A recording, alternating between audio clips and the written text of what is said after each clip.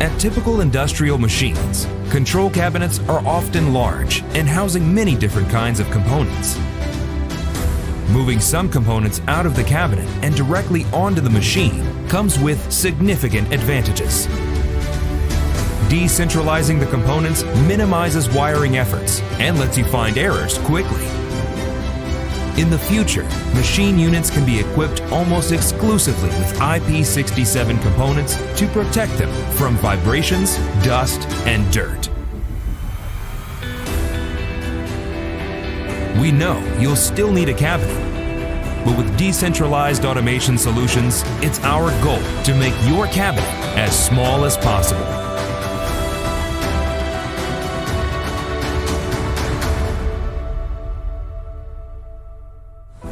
Murrelektronik is leading the way in advanced electrical installation concepts.